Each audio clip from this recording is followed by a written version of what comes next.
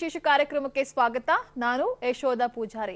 ರೈತರಿಗೆ 6,000 ಕೊಟ್ಟ ಮಾತ್ರಕ್ಕೆ ಮೋದಿ ಗೆದ್ದು ಬಿಡ್ತಾರ? 5 ಲಕ್ಷಕ್ಕೆ ನೋ ಟ್ಯಾಕ್ಸ್ ಅಂದ ಮಾತ್ರಕ್ಕೆ ಮೋದಿ ಗೆದ್ದು ಬಿಡ್ತಾರ? ಬಜೆಟ್ ಬ್ರಹ್ಮಾಸ್ತ್ರ ಬಿಟ್ಟ ಮಾತ್ರಕ್ಕೆ ಮೋದಿ ಗೆದ್ದು ಬಿಡ್ತಾರ? ಏನ್ ಮಾಡ್ತಾನೋ ಮತದಾರ? ಅನ್ಕೊಂಡಂಗಿಲ್ಲ ಲೆಕ್ಕಾಚಾರ. ಇದೇ ಹೊತ್ತಿನ ವಿಶೇಷ. ಮೋದಿಜಿ ಹೆಂಗೈತೆ ಜೋಶ್? ಭರ್ಜರಿ ಜನಪ್ರಿಯ ಬಜೆಟ್ ಮಂಡಿಸಿ ಹೌ ಇಸ್ ದಿ ಜೋಶ್ ಅಂದ್ರೆ ಜೋಶ್ ಹೆಂಗೈತೆ ಅಂತ ಮೋದಿ ಮತದಾರರಿಗೆ ಕೇಳಿದ್ದಾರೆ. ಮುಂಬರುವ ಚುನಾವಣೆಯಲ್ಲಿ ಮತದಾರರು ವೆರಿ ಹೈ ಸರ್ ಅಂತ ಕೇಳಿ ಕಮಲಕ್ಕೆ ವೋಟ್ ಒತ್ತುತ್ತಾರೆ ಅನ್ನೋದು ಮೋದಿ ಯೋಚನೆ. ಆದ್ರೆ ನಿಜಕ್ಕೂ ಮೋದಿಯ ಲೆಕ್ಕಾಚಾರ ಅಂದುಕೊಂಡಂಗೆ ಇಲ್ವಾ? ರೈತರ ಅಕೌಂಟ್ಗೆ ವರ್ಷಕ್ಕೆ 6,000 ರೂಪಾಯಿ ಹಾಕಿದ ತಕ್ಷಣ ಮೋದಿ ಗೆದ್ದು ಬಿಡ್ತಾರಾ?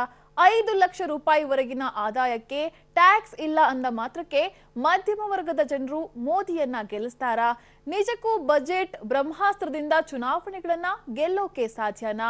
ಇವ ಸ್ಪೆಷಲ್ ಎಪಿಸೋಡ್ನಲ್ಲಿ. ರೈತರಿಗೆ 6,000 ಕೊಟ್ಟ ಮಾತ್ರಕ್ಕೆ ಮೋದಿ ಗೆದ್ದು ಬಿಡ್ತಾರಾ? 5 ಲಕ್ಷಕ್ಕೆ ನೋ ಟ್ಯಾಕ್ಸ್ ಅಂದ ಮಾತ್ರಕ್ಕೆ ಮೋದಿ ಗೆದ್ದು ಬಿಡ್ತಾರಾ? ಬಜೆಟ್ ಬ್ರಹ್ಮಾಸ್ತ್ರ ಬಿಟ್ಟ ಮಾತ್ರಕ್ಕೆ ಮೋದಿ ಗೆದ್ದು ಬಿಡ್ತಾರ?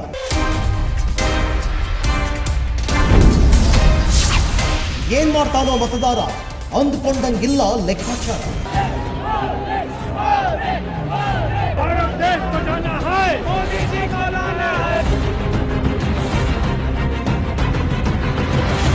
ಶುಕ್ರವಾರ ಸಂಸತ್ತಿನಲ್ಲಿ ಮಂಡಿಸಿದ್ದ ಮೋದಿ ಸರ್ಕಾರದ ಕಟ್ಟಕಡೆಯ ಬಜೆಟ್ಗೆ ಶಿಳ್ಳೆ ಚಪ್ಪಾಳೆಗಳ ಸುರಿಮಳೆಯೇ ಸುರಿದಿತ್ತು. ಸಂಸತ್ತಿನೊಳಗೇನೆ ಮೋದಿ ಮೋದಿ ಎನ್ನೋ ಘೋಷಣೆಗಳು ಮೊಳಗಿ ದೇಶಾದ್ಯಂತ ಮಾರ್ಧನಿಸಿತ್ತು. ಜನಪ್ರಿಯ ಉಡುಗೊರೆಗಳೇ ತುಂಬಿದ್ದ ಬಜೆಟ್ ಮಂಡನೆಯ ನಂತರ ಮೋದಿ ದೇಶದ ಜನರಿಗೆ ಹೌ ಇಸ್ ದ ಜೋಶ್ ಅಂತ ಕೇಳಿದರು. ಇತ್ತೀಚೆಗೆ ತೆರೆ ಕಂಡ ಉರಿ ಸಿನಿಮಾದ ಈ ಡೈಲಾಗ್ ಈಗ ದೇಶವ್ಯಾಪಿ ಸದ್ದು ಮಾಡ್ತಾ ಇದೆ. 2016ರಲ್ಲಿ ಭಾರತೀಯ ಸೇನೆ ನಡೆಸಿದ್ದ ಸರ್ಜಿಕಲ್ ಸ್ಟ್ರೈಕ್ ನಿರ್ಮಾಣಗೊಂಡಿರುವ ಉರಿ ಸಿನಿಮಾದ how is the josh dialogue ಸಂಸತ್ತಿನಲ್ಲೂ ಸೌಂಡ್ ಮಾಡ್ತಿದೆ. ಮೋದಿ ಕೂಡ ಫುಲ್ ಜೋಶ್ನಲ್ಲಿ ದೇಶದ ಮತದಾರರಿಗೆ ಹೌ ಇಸ್ ದ ಜೋಶ್ ಅಂದಿದ್ದಾರೆ. ಚುನಾವಣೆಯ ವರ್ಷದಲ್ಲಿ ಮಂಡಿಸುವ ಬಜೆಟ್ ಅಂದ್ರೆ ಅಳೆದು ತೂಗಿ ಲೆಕ್ಕಾಚಾರ ಹಾಕೊಂಡೇ ಮಾಡಿರ್ತಾರೆ. ಹಾಗೂ ಸಾಮಾನ್ಯವಾಗಿ ಚುನಾವಣೆಗೆ ಹೋಗೋ ಮುನ್ನ ಮಂಡಿಸುವಂತಹ ಬಜೆಟ್ ಮಧ್ಯಂತರ ಬಜೆಟ್ ಆಗಿರುತ್ತೆ. ಅದು ಪೂರ್ಣ ಪ್ರಮಾಣದ ಬಜೆಟ್ ಆಗಿರಲ್ಲ. ಆದರೆ ಮೋದಿ ಸರ್ಕಾರ ಈ ಬಾರಿ ಮಂಡಿಸಿರುವ ಬಜೆಟ್ ನೋಡಿ ವಿರೋಧ ಪಕ್ಷಗಳು ಇದು ಮಧ್ಯಂತರ ಬಜೆಟ್ ಅಲ್ಲ, ಪೂರ್ಣ ಪ್ರಮಾಣದ ಬಜೆಟ್ ಅನ್ನೇ ಮೋದಿ ಸರ್ಕಾರ ಮಂಡಿಸಿದೆ ಅಂತ ಟೀಕಿಸಿದ್ದಾರೆ. ಅದಕ್ಕೆ ಪ್ರಮುಖ ಕಾರಣ ಮೋದಿ ಘೋಷಿಸಿರುವ ಜನಪ್ರಿಯ ಯೋಜನೆಗಳು ಮತ್ತು ಉಡುಗೊರೆಗಳು. ಆದರೆ ಇದು ಮೋದಿಗೆ ವೋಟು ತಂದುಕೊಡುತ್ತಾ? ಪಿಂಚಣಿ, ರೈತರ ಅಕೌಂಟ್ಗೆ ದುಡ್ಡು, ತೆರಿಗೆ ವಿನಾಯಿತಿ. ಅರ್ಧ ಜನಸಂಖ್ಯೆಯನ್ನೇ ಟಾರ್ಗೆಟ್ ಮಾಡಿದ್ರ ಮೋದಿ? ಹೌದು, ಮೋದಿ ಸರ್ಕಾರ ಬಜೆಟ್ ಬಗ್ಗೆ ಆರ್ಥಿಕ ತಜ್ಞರು ವಿವಿಧ ರೀತಿಯಲ್ಲಿ ವಿಶ್ಲೇಷಿಸುತ್ತಿದ್ದಾರೆ. ಸುಮಾರು ದೇಶದ ಒಟ್ಟು ಮತದಾರರಲ್ಲಿ ಅರ್ಧದಷ್ಟು ಜನರನ್ನ ತಮ್ಮ ಜನಪ್ರಿಯ ಯೋಜನೆಗಳ ಮೂಲಕ ಮೋದಿ ಮುಟ್ಟಲಿದ್ದಾರೆ ಅಂತಾನೂ ಹೇಳಲಾಗ್ತಾ ಇದೆ. ರೈತರಿಗೆ ವಾರ್ಷಿಕ 6,000 ರೂಪಾಯಿ ಹಾಕೋದ್ರ ಮೂಲಕ 12 ಕೋಟಿ ರೈತ ಕುಟುಂಬಗಳನ್ನ, 5 ಲಕ್ಷದವರೆಗಿನ ಆದಾಯ ಉಳ್ಳವರಿಗೆ ತೆರಿಗೆ ವಿನಾಯಿತಿ ಕೊಡೋದ್ರ ಮೂಲಕ 3 ಕೋಟಿ ಮಧ್ಯಮ ವರ್ಗದ ಕುಟುಂಬಗಳನ್ನ, ಅಸಂಘಟಿತ ವಲಯಕ್ಕೆ ಪಿಂಚಣಿ ಕೊಡೋದ್ರ ಮೂಲಕ 10 ಕೋಟಿ ಕಾರ್ಮಿಕ ಕುಟುಂಬಗಳನ್ನ ಮೋದಿ ಟಾರ್ಗೆಟ್ ಮಾಡಿದ್ದಾರೆ. ಅಂದ್ರೆ ಸುಮಾರು ದೇಶದ ಒಟ್ಟು ಮತದಾರರಲ್ಲಿ ಅರ್ಧದಷ್ಟು ಮತದಾರರನ್ನ ವಿವಿಧ ಯೋಜನೆಗಳ ಮೂಲಕ ಮುಟ್ಟೋ ಗುರಿಯನ್ನ ಮೋದಿ ಹಾಕಿಕೊಂಡಿರುವಂತೆ ಕಾಣುತ್ತಿದೆ. ಹಾಗಾದ್ರೆ ಇಷ್ಟೊಂದು ಜನಪ್ರಿಯ, ಜನಸ್ನೇಹಿ ಬಜೆಟ್ ಕೊಟ್ಟಿರುವ ಮೋದಿ ಸುಲಭವಾಗಿ ಮುಂಬರುವ ಚುನಾವಣೆಯನ್ನ ಗೆದ್ದು ಬಿಡ್ತಾರಾ? ರೈತರು, ಮಧ್ಯಮ ವರ್ಗದ ಜನರು, ಅಸಂಘಟಿತ ವಲಯದ ಕಾರ್ಮಿಕರ ಕುಟುಂಬಗಳು ಕಣ್ಣು ಮುಚ್ಚಿ ಮೋದಿಗೆ ಮತಗಳನ್ನು ಹಾಕ್ತಾರ? ಪಾಪ್ಯುಲರ್ ಬಜೆಟ್ ಮಂಡನೆ ಮಾಡೋದ್ರ ಮೂಲಕ ಮೋದಿ ಮತ್ತೊಮ್ಮೆ ದೇಶದ ಪ್ರಧಾನಿ ಆಗ್ತಾರ? ಇಂಥದ್ದೊಂದು ಪ್ರಶ್ನೆ ಸಹಜವಾಗಿಯೇ ಮೂಡುತ್ತೆ. ಬಜೆಟ್ನಿಂದಲೇ ಚುನಾವಣೆಗಳನ್ನು ಗೆಲ್ಲೋದಕ್ಕೆ ಸಾಧ್ಯನಾ? ಈ ಹಿಂದೆ ನಮ್ಮ ದೇಶದಲ್ಲಿ ಇಂತಹ ಜನರಿಗಿಷ್ಟವಾದ ಬಜೆಟ್ ಮಂಡಿಸಿ ಗೆದ್ದೋರು ಇದ್ದಾರಾ? ಈ ಬಗ್ಗೆ ಹೇಳ್ತೀವಿ, ಕೇಳಿ. ಕೇವಲ ಬಜೆಟ್ನಿಂದಲೇ ಚುನಾವಣೆ ಗೆಲ್ಲೋದಕ್ಕೆ ಸಾಧ್ಯನಾ? ಹಂಗಾಗಿರ್ತಿದ್ರೆ UPA ಯಾವತ್ತೂ ಸೋಲ್ತಾನೆ ಇರಲಿಲ್ವಾ? ಸದ್ಯ ಇಂಥದ್ದೊಂದು ಚರ್ಚೆ ನಡೀತಾ ಇದೆ. ಮೋದಿ ಏನೋ ತಮ್ಮ ಅಂತಿಮ ಬಜೆಟ್ನಲ್ಲಿ ಭರಪೂರ ಗಿಫ್ಟ್ಗಳನ್ನೇ ಕೊಟ್ಟಿದ್ದೇನೆ ಅಂತಿದ್ದಾರೆ. ಬಿಜೆಪಿ ನಾಯಕರು ದೇಶದ ಇತಿಹಾಸದಲ್ಲೇ ಇಂಥದ್ದೊಂದು ಅದ್ಭುತ ಬಜೆಟ್ ಅನ್ನ ಯಾರೂ ಕೊಟ್ಟೇ ಇರಲಿಲ್ಲ ಅಂತಿದ್ದಾರೆ. ದೇಶದ 125 ಕೋಟಿ ಜನರಿಗೂ ತಲುಪುವಂತಹ, ಯಾವುದೇ ಭೇದ ಭಾವ ಇಲ್ಲದ, ಧರ್ಮ, ಜಾತಿ, ವರ್ಗ ಭೇದವಿಲ್ಲದ ಬಜೆಟ್ ಇದು ಅನ್ನೋ ಹೊಗಳಿಕೆಗಳ ಮಳೆಯನ್ನ ಸುರಿಸಲಾಗ್ತಾ ಇದೆ. ಎಲ್ಲರನ್ನೂ ಮುಟ್ಟುವಂತಹ ಬಜೆಟ್ ಎನ್ನಲಾಗ್ತಾ ಇರುವ ಈ ಆಯವ್ಯಯ ಮೋದಿಯನ್ನ ಮತ್ತೊಮ್ಮೆ PM ಪಟ್ಟದಲ್ಲೂ ಕೂರಿಸುತ್ತಾ ಅನ್ನೋದೇ ಸದ್ಯದ ಪ್ರಶ್ನೆ. ಕೆಲ ತಜ್ಞರು ಹೇಳೋ ಪ್ರಕಾರ ಜನರಿಗೆ ಇಷ್ಟವಾಗುವಂತಹ ಎಲ್ಲಾ ವರ್ಗದವರಿಗೂ ಲಾಭ ಸಿಗುವಂತಹ ಬಜೆಟ್ ಮಂಡಿಸಿದ ತಕ್ಷಣ ಯಾರೂ ಎಲೆಕ್ಷನ್ ಗೆಲ್ಲೋದಕ್ಕೆ ಸಾಧ್ಯ ಇಲ್ಲ. ಒಂದು ವೇಳೆ ಬರೀ ಬಜೆಟ್ನಿಂದಲೇ ಚುನಾವಣೆ ಗೆಲ್ಲಬಹುದು ಅಂದರೆ UPA ಸರ್ಕಾರ ಯಾವತ್ತೂ ಸೋಲ್ತಾನೇ ಇರಲಿಲ್ಲ. ಕಾಂಗ್ರೆಸ್ ನೇತೃತ್ವದ UPA ಸರ್ಕಾರನೇ ಶಾಶ್ವತವಾಗಿ ಅಧಿಕಾರದಲ್ಲಿ ಇರ್ತಿತ್ತು ಅಂತ ಕೆಲವರು ಅಭಿಪ್ರಾಯಪಟ್ಟಿದ್ದಾರೆ. ಯಾಕಂದರೆ 2014ರಲ್ಲೂ ಅಷ್ಟೇ ಅವತ್ತಿನ ವಿತ್ತ ಸಚಿವ P. ಚಿದಂಬರಂ ಮಂಡಿಸಿದ್ದ ಬಜೆಟ್ ಅನ್ನು ಎಲೆಕ್ಷನ್ ಬಜೆಟ್ ಅಂತ ಹೇಳಲಾಗಿತ್ತು. ಅವತ್ತು UPA ಸರ್ಕಾರ ಮತದಾರರನ್ನ ಓಲೈಸೋದಕ್ಕೆ ಅಂತ ಬಜೆಟ್ ಮಂಡಿಸಿದೆ. ಇದು ಬರೀ ಎಲೆಕ್ಷನ್ ಗೆಲ್ಲೋದಕ್ಕೆ ಮಂಡಿಸಿರುವ ಬಜೆಟ್ ಅಂತ BJPಯೂ ಸೇರಿದಂತೆ ಪ್ರತಿಪಕ್ಷಗಳೆಲ್ಲ ಟೀಕೆ ಮಾಡಿದ್ವು. ಆದರೆ ಮುಂದೆ ಇದರ ಪರಿಣಾಮ ಏನಾಯಿತು ಅನ್ನೋದು ಎಲ್ರಿಗೂ ಗೊತ್ತೇ ಇದೆ. 2014ರಲ್ಲಿ ಅಂದಿನ UPA ಸರ್ಕಾರದ ವಿತ್ತ ಸಚಿವ P. ಚಿದಂಬರಂ ಜನರಿಗೆ ಇಷ್ಟವಾಗುವಂತಹ ದೇಶವಾಸಿಗಳಿಗೆ ಗಿಫ್ಟ್ ಸಿಗುವಂತಹ ಬಜೆಟ್ ಮಂಡಿಸಿದರು. ಕಾಂಗ್ರೆಸ್ ಹೀನಾಯವಾಗಿ ಸೋತಿತ್ತು. ಇತಿಹಾಸದಲ್ಲೇ ಕಂಡು ಕೇಳರಿಯದ ರೀತಿಯಲ್ಲಿ ಪತನವಾಗಿತ್ತು. ಕನಿಷ್ಠ ಪಕ್ಷ ಎದುರಾಳಿಗಳಿಗೆ ಹತ್ತಿರದ ಸ್ಪರ್ಧೆ ನೀಡೋದಕ್ಕೂ ಕಾಂಗ್ರೆಸ್ ಕೈಲಿ ಸಾಧ್ಯವಾಗಿರಲಿಲ್ಲ. ಕಾಂಗ್ರೆಸ್ನ ಕ್ಷೇತ್ರಗಳು ಡಬಲ್ ಡಿಜಿಟ್ಗೆ ಇಳಿದಿತ್ತು. ಒಂದು ವೇಳೆ ಬಜೆಟ್ಗಳು ಮತಗಳನ್ನು ತಂದುಕೊಡುತ್ತವೆ, ಜನಪ್ರಿಯ ಬಜೆಟ್ ಮೂಲಕ ಜನಮನ ಮಾತ್ರವಲ್ಲ ಚುನಾವಣೆಯನ್ನು ಗೆಲ್ಲಬಹುದು ಅನ್ನೋದು ನಿಜವಾಗಿರ್ತಿದ್ರೆ ಅವತ್ತು UPA ಗೆಲ್ಲಬೇಕಿತ್ತು. ಹೀಗಾಗಿನೇ ಈ ಬಾರಿ ಮೋದಿ ಭರಪೂರ ಚಾಕ್ಲೇಟ್ಗಳನ್ನು ನೀಡಿದ್ರು ಇದರಿಂದ ಗೆಲ್ಲೋದಕ್ಕೆ ಸಾಧ್ಯನಾ ಅನ್ನೋ ಪ್ರಶ್ನೆ ಮೂಡಿರೋದು. ಜನಪ್ರಿಯ ಬಜೆಟ್ ಕೊಟ್ರು ಜನರು ಯಾಕೆ ಮತ ಹಾಕಲ್ಲ ಅನ್ನೋ ಪ್ರಶ್ನೆ ನಿಮ್ಮಲ್ಲೂ ಮೂಡಿರಬಹುದು. ಹಾಗಾದ್ರೆ ಬಜೆಟ್ನ ಫಲಾನುಭವಿಗಳೇ ಬೇರೆ, ಚುನಾವಣೆಯಲ್ಲಿ ಗೆಲ್ಲಿಸೋರೇ ಬೇರೆನಾ? ಈ ಹಿಂದೆ ಭರಪೂರ ಗಿಫ್ಟ್ ಕೊಟ್ಟ ಸರ್ಕಾರಗಳು ಕೂಡ ಚುನಾವಣೆಯಲ್ಲಿ ಸೋತಿದ್ದು ಯಾಕೆ? ಈ ಬಗ್ಗೆ ಒಂದು ರಿಪೋರ್ಟ್ ಹೇಳಿದೆ. ಭಾರತ ದೇಶ ಈಗಾಗಲೇ 16 ಚುನಾವಣೆಯನ್ನ ಕಂಡಿದೆ. 70ಕ್ಕೂ ಹೆಚ್ಚು ಬಜೆಟ್ಗಳು ಮಂಡನೆಯಾಗಿವೆ. ಚುನಾವಣೆ ವರ್ಷದಲ್ಲಿ ಮಧ್ಯಂತರ ಬಜೆಟ್ ಮಂಡನೆಯನ್ನು ಪ್ರತಿ ಬಾರಿನೂ ನಡೆಯುತ್ತೆ. ಈ ಸಂದರ್ಭದಲ್ಲಿ ಆಡಳಿತ ನಡೆಸ್ತಾ ಇರುವ ಪಕ್ಷಗಳು ಜನರನ್ನ ಓಲೈಸೋಕೆ ಜನಪ್ರಿಯ ಬಜೆಟ್ಗಳನ್ನ ಮಂಡನೆ ಮಾಡ್ತವೆ. ಈಗ ಮೋದಿ ಸರ್ಕಾರ ಕೂಡ ಅಂಥದ್ದೇ ಕೆಲಸವನ್ನ ಮಾಡಿದೆ ಅಂತ ಹೇಳಲಾಗ್ತಿದೆ. ಕಾರ್ಮಿಕರಿಗೆ, ರೈತರಿಗೆ, ಮಧ್ಯಮ ವರ್ಗದ ಜನರಿಗೆ ಹೆಚ್ಚು ಅನುಕೂಲವಾಗುವಂತಹ ಯೋಜನೆಗಳನ್ನ ಘೋಷಿಸಿದೆ. ಆದ್ರೆ ಇದರಿಂದ ಎಷ್ಟರ ಮಟ್ಟಿಗೆ ವೋಟುಗಳು ಸಿಗುತ್ತವೆ ಅನ್ನೋ ಚರ್ಚೆ ಶುರುವಾಗಿದೆ.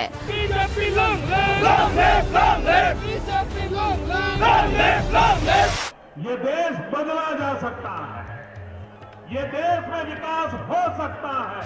अगर हमें भारत को फिर से विश्व गुरु बनाना है तो बंगाल ने राष्ट्र गुरु के पद को हासिल करना होगा, बंगाल को उस ऊंचाई पर ले जाना होगा। देश के सम्मान को, स्वाभिमान को बचाने का काम मेरा किसान कर रहा है।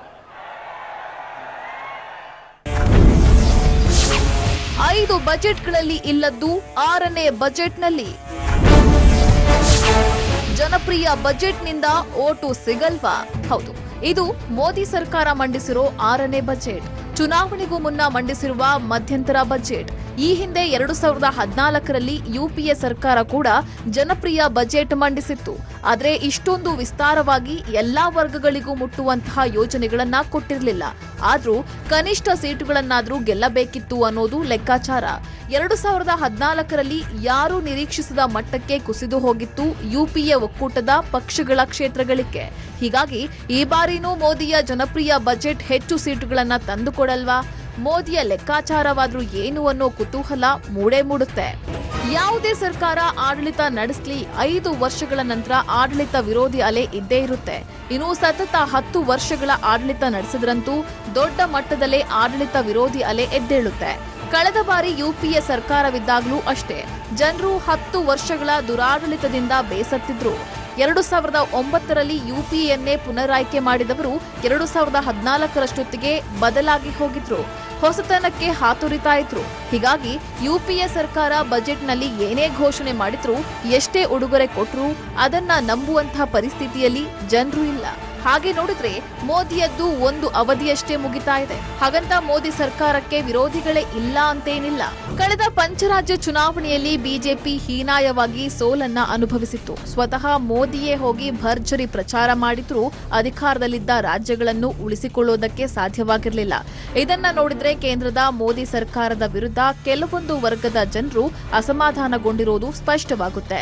2019ರಲ್ಲಿ ಮೋದಿ ಮತ್ತೊಮ್ಮೆ ಗೆಲ್ಲಬೇಕು ಅಂದ್ರೆ ಬಿಜೆಪಿ ಪಕ್ಷವೊಂದೇ 230ಕ್ಕೂ ಹೆಚ್ಚು ಸೀಟುಗಳನ್ನ ಗೆಲ್ಲಲೇಬೇಕು. ಯಾಕಂದ್ರೆ ಎನ್ಡಿಎ ಒಕ್ಕೂಟದಲ್ಲಿ ಈಗ ದೊಡ್ಡ ಪಕ್ಷಗಳು ಯಾವುದೂ ಕೂಡ ಇಲ್ಲ. ಈಗಾಗಲೇ ಕೆಲ ಪಕ್ಷಗಳು ಮೋದಿ ಕೂಟದಿಂದ ಹೊರ ನಡೆದಿವೆ. ಹೀಗಾಗಿ ಚುನಾವಣೆ ಗೆಲ್ಲೋಕೆ ಬಿಜೆಪಿ ಪಕ್ಷದ ಮೂಲಕನೇ ಹೆಚ್ಚು ಸೀಟುಗಳನ್ನ ಗಳಿಸಬೇಕು. ಈ ಬಾರಿ ಮಂಡಿಸಿರೋ ಬಜೆಟ್ ಮೋದಿಯ ನಿರೀಕ್ಷೆಯನ್ನ ಮುಟ್ಟುತ್ತಾ ಅನ್ನೋದು ಸದ್ಯದ ಪ್ರಶ್ನೆ.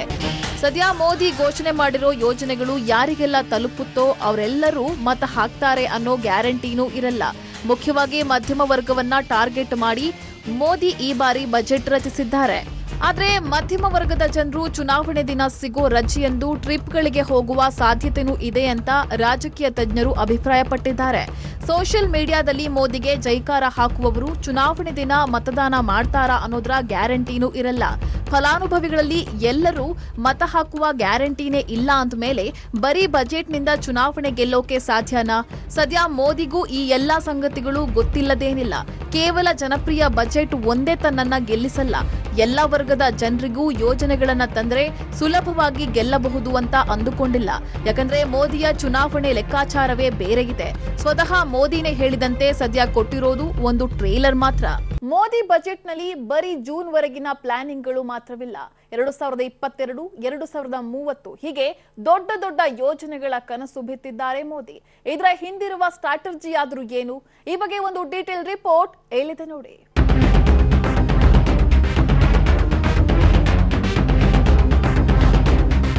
ಕನಸುಗಳು ಮತ್ತಷ್ಟು ದಿನ ಬದುಕಬೇಕೆಂಬ ಹಂಬಲ ಹುಟ್ಟಿಸುವ ತಾಕತ್ತು ಈ ಕನಸುಗಳಿಗಿವೆ.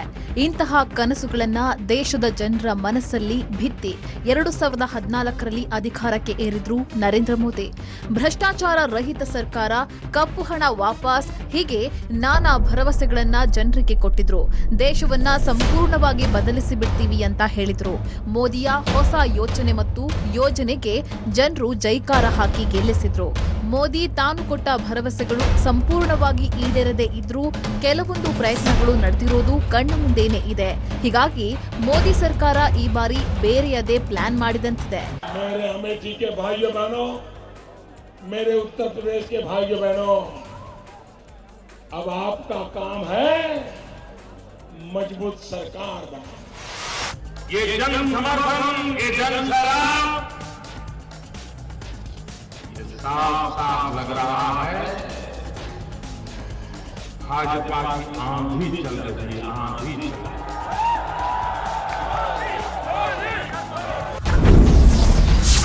2022ಕ್ಕೆ ನವಭಾರತ ನಿರ್ಮಾಣ, 2030ಕ್ಕೆ ಮಾದರಿ ಭಾರತ. ಕಡೆ ಬಜೆಟ್ನಲ್ಲಿ ಮೋದಿಯ ಹೊಸ ವಿಷನ್. ರೈತರ ಅಕೌಂಟ್ಗೆ ನೇರವಾಗಿ ಹಣ ಹಾಕೋದು, ಅಸಂಘಟಿತ ಕಾರ್ಮಿಕರಿಗೆ ಪಿಂಚಣಿ ಕೊಡೋದು, ಮಧ್ಯಮ ವರ್ಗದವರಿಗೆ ತೆರಿಗೆ ವಿನಾಯಿತಿ ಕೊಡೋದು, ಇವೆಲ್ಲ ನೇರವಾಗಿ ವೋಟ್ ತಂದು ಕೊಡಲ್ಲ. ಆದರೆ ಇಷ್ಟು ದಿನಗಳ ಕಾಲ ಮೋದಿ ಸರ್ಕಾರದ ಮೇಲಿದ್ದ ಆರೋಪ ಮತ್ತು ಅಪವಾದವನ್ನ ಸ್ವಲ್ಪ ಮಟ್ಟಿಗೆ ಕಡಿಮೆ ಮಾಡಿದೆ. ಚುನಾವಣೆಯ ಸಂದರ್ಭದಲ್ಲಿ ಒಳ್ಳೆಯ ಟಾಕ್ ಇದ್ರೆ ಅದು ಪ್ಲಸ್ ಆಗುತ್ತೆ, ಜನರ ಮೂಡ್ ಬದಲಾವಣೆ ಮಾಡುತ್ತೆ. ಮೋದಿಯ ಬಜೆಟ್ ಘೋಷಣೆಗಳಿಂದಾಗಿ ಆಕ್ರೋಶಗೊಂಡಿದ್ದ ರೈತರು, ಅಸಮಾಧಾನಗೊಂಡಿದ್ದ ಕಾರ್ಮಿಕರು, ನಿರಾಸೆ ಅನುಭವಿಸಿದ ಮಧ್ಯಮ ವರ್ಗದ ಜನರು ಈಗ ಸ್ವಲ್ಪ ಸಮಾಧಾನ ಪಟ್ಕೊಂಡಿದ್ದಾರೆ. ಸ್ವಲ್ಪ ಮಟ್ಟಿಗೆ ಮತಗಳು ಇತ್ತ ವಾಲಿದ್ರೂ ಸಾಕು, ಬಿಜೆಪಿ ಸೇಫ್ ಆಗುತ್ತೆ. ಜನಪ್ರಿಯ ಘೋಷಣೆ ಮತ್ತು ಎಲ್ಲಾ ವರ್ಗದವರಿಗೂ ತಲುಪುವಂತಹ ಯೋಜನೆಗಳ ಮೂಲಕ ಎಲೆಕ್ಷನ್ಗೂ ಮುನ್ನ ಒಳ್ಳೆ ಮೂಡ್ ಕ್ರಿಯೇಟ್ ಮಾಡಿರುವ ಮೋದಿ ಹಲವು ಕನಸುಗಳನ್ನ ಬಿತ್ತಿದ್ದಾರೆ. ಒಂದು 2022ಕ್ಕೆ, ಮತ್ತೊಂದು 2030ಕ್ಕೆ. ಹೌದು, ಇದೇ ಕಾರಣಕ್ಕೆ ವಿರೋಧ ಪಕ್ಷಗಳು ಈ ಬಾರಿ ಮೋದಿ ಮಂಡಿಸಿರೋದು ಮಧ್ಯಂತರ ಬಜೆಟ್ ಅಲ್ಲ, ಪೂರ್ಣಾವಧಿ ಬಜೆಟ್ ಅಂತ ಹೇಳ್ತಾ ಇರೋದು.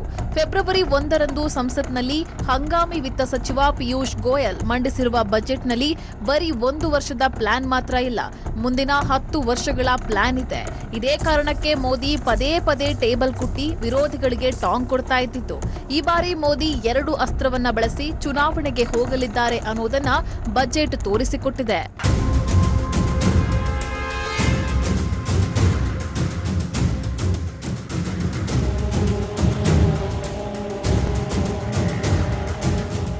ಎರಡು 2022ಕ್ಕೆ ದೇಶಕ್ಕೆ ಸ್ವಾತಂತ್ರ್ಯ ಬಂದು ಬರೋಬ್ಬರಿ 75 ವರ್ಷಗಳ ಆಗುತ್ತೆ.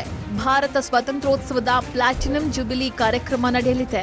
ಈ ಸಂದರ್ಭದಲ್ಲಿ ನವಭಾರತ ನಿರ್ಮಾಣ ಮಾಡ್ತೀವಿ ಅಂತ ಮೋದಿ ಮಾತು ಕೊಟ್ಟಿದ್ದಾರೆ. ಕಳೆದ 2-3 ವರ್ಷಗಳಿಂದಲೂ ಈ ಪ್ಲಾನ್ ಬಗ್ಗೆ ಹೇಳ್ತಾ ಬಂದಿದ್ರು. ಈ ಬಾರಿ ನವಭಾರತ ನಿರ್ಮಾಣ ಕಲ್ಪನೆಯನ್ನ ಗಟ್ಟಿಯಾಗಿ ಹೇಳಿದ್ದಾರೆ. ಈ ಮೂಲಕ ದೇಶದ ಜನರಲ್ಲಿ ಹೊಸ ಭರವಸೆ ಮೂಡಿಸಿದ್ದಾರೆ. ಇದರ ಜೊತೆಗೆ 10 ವರ್ಷಗಳ ಪ್ಲಾನ್ ಅನ್ನು ಕೂಡ ಮೋದಿ ಬಜೆಟ್ನಲ್ಲಿ ತೋರಿಸಿದ್ದಾರೆ. ಡಿಜಿಟಲ್ ಗ್ರಾಮ, $10 ಟ್ರಿಲಿಯನ್ ಆರ್ಥಿಕತೆ, ಸ್ವಚ್ಛ ಮತ್ತು ಹಸಿರು ಭಾರತ, ಗ್ರಾಮಗಳ ಅಭಿವೃದ್ಧಿ, ಸಂಪೂರ್ಣ ಮೂಲಭೂತ ಸೌಕರ್ಯ, ಹೀಗೆ 2030ರ ವೇಳೆ ದೇಶ ಸಂಪೂರ್ಣವಾಗಿ ಬದಲಾಗಿರುತ್ತೆ ಅಂತ ಬಜೆಟ್ನಲ್ಲಿ ಹೇಳಲಾಗಿದೆ.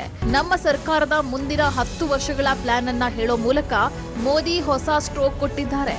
ಇದೇ ಕಾರಣಕ್ಕೆ ಈ ಬಾರಿಯ ಬಜೆಟ್ ಅನ್ನ ವಿರೋಧಿಗಳು ಇದು ಚುನಾವಣೆಯ ಪ್ರಣಾಳಿಕೆಯಂತೆ ಇದೆ ಅಂತ ಹೇಳಿರೋದು. ಒಂದು ಕಡೆ ಕೆಲವೊಂದು ಆಕರ್ಷಕ ಯೋಜನೆಗಳ ಘೋಷಣೆ, ಮತ್ತೊಂದು ಕಡೆ ಭವಿಷ್ಯದ ಪರಿಕಲ್ಪನೆ, ಹೀಗೆ ಒಂದೇ ಕಲ್ಲಲ್ಲಿ 2 ಹಕ್ಕಿಗಳನ್ನ ಹೊಡೆದಂತಿದೆ ಮೋದಿ.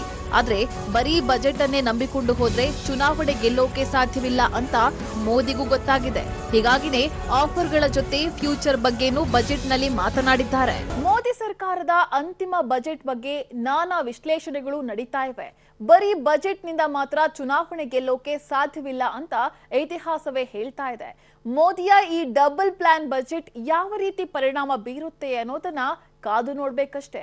ಇದೇ ಹೊತ್ತಿನ ವಿಶೇಷ. ನೆನ್ಪಿರ್ಲಿ, ನ್ಯೂಸ್ ಅಂದ್ರೆ ಪಬ್ಲಿಕ್.